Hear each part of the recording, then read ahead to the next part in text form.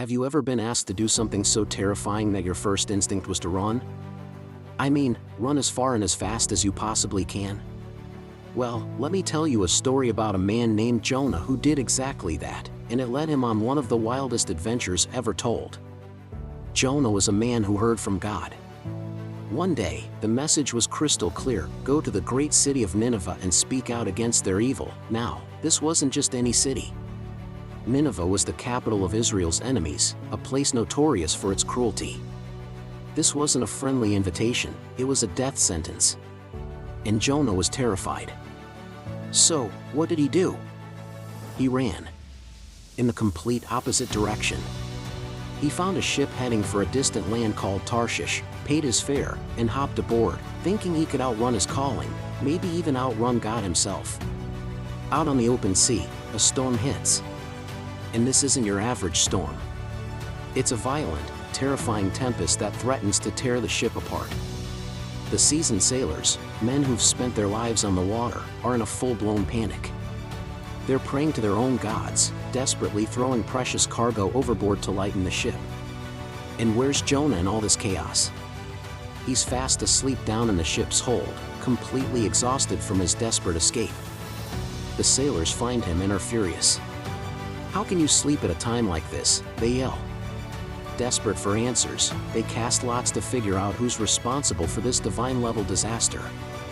The lot falls directly on Jonah. Cornered, he confesses everything. "I worship the God of heaven, the one who made the sea and the land," he admits.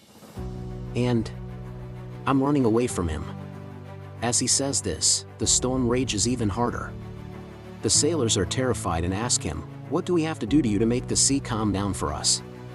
Jonah knows there's only one way. His disobedience is the cause of their peril.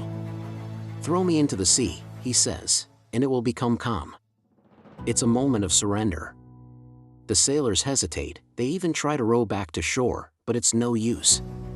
With heavy hearts, they pick Jonah up and throw him into the raging waves.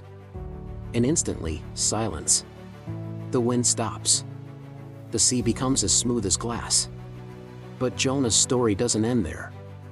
As he sinks, God sends a massive fish that swallows him whole. Imagine that. He spends 3 days and 3 nights in the dark, slimy belly of this creature. It's the ultimate rock bottom.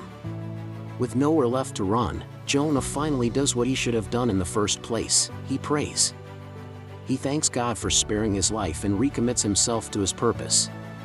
After 3 days, the fish swims to the shore and vomits Jonah onto dry land. And what's the first thing he hears? The exact same command: go to the great city of Nineveh. This time, Jonah doesn't run. He goes. He walks into that massive, enemy city and delivers a very simple, very direct message: in 40 days, Nineveh will be destroyed. And the most incredible thing happens. The people listen. From the poorest citizen all the way up to the king, they believe his warning. They stop their evil ways, they fast, they put on sackcloth to show their remorse, and they genuinely ask for forgiveness. Seeing this profound change of heart, God has compassion and spares the entire city. The end, right? Happy ending for everyone? Not for Jonah. He is furious. He wanted his enemies to be punished, not forgiven. He goes outside the city, sits down, and sulks. God causes a plant to grow up quickly, giving Jonah some welcome shade from the hot sun, and this simple comfort makes him happy. But the next day, God sends a worm to attack the plant, and it withers and dies. The scorching sun and a hot wind beat down on Jonah until he is so miserable he wishes he were dead. All over a plant. And that's when God delivers the final, powerful lesson. He asks Jonah, "You are so angry about this plant, which you did nothing to grow and which lasted only a day.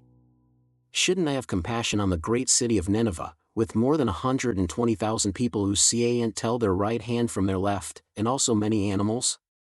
It's a powerful story about second chances, about the surprising and sometimes frustrating reach of compassion, and the idea that it's never too late to turn around. Thanks so much for watching with me today. If this story resonated with you, hit that like button, and be sure to subscribe for more deep dives into timeless tales. See you in the next video.